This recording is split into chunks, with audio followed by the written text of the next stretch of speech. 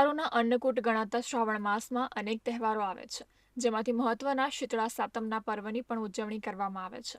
ત્યારે આદિવાસી સમાજના જરૂરિયાતમંદ લોકો પણ તહેવારની ઉજવણી કરી શકે તે હેતુસર ભરૂચ જિલ્લા પંચાયતના પૂર્વ સભ્ય પરેશ પટેલ, ગામના પૂર્વ સરપંચ ભરત પટેલ, ડેપ્યુટી સરપંચ હિમાંશુ પટેલ અને એકતા ગ્રુપના સંયુક્ત ઉપક્રમે અનાજ વિતરણના કાર્યક્રમનું આયોજન કરવામાં આવ્યું હતું, જેમાં ગામના આદિવાસી સમાજના 180 પરિવારોને ઘઉં, ચોખા, તેલ સહિતના અનાજની કીટનું વિતરણ કરવામાં આવ્યું હતું.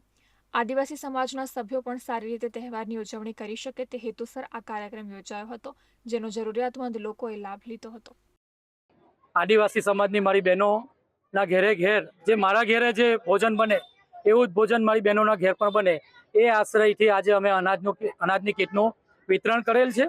અને એ જોતા આજે અમારી ભરકોદરા ગામના 180ના ઘરના જે વડીલો છે તેમજ મારી બહેનો છે બધા આજે અહીંયા હાજર રહ્યા છે અને બધાએ મને આશીર્વાદ આપ્યા છે.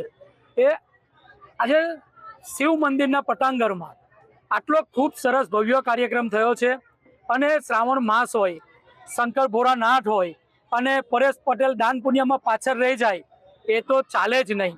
એ જેથી આ બધી મારી બહેનો સાથે રહી અને આજે નહીં પણ આવનારા દિવસોમાં પણ મારી બધી બહેનો સાથે હું રહી અને એમને સુખ દુઃખના સાથી બનવાનો છું. બનતો તો આવ્યો જ છું પણ જીવું છું ત્યાં સુધી બનવાનો છું. એટલું જ કંઈ મારી વાત વિરમું છું. ભારત માતા કી જય, વંદે માતરમ.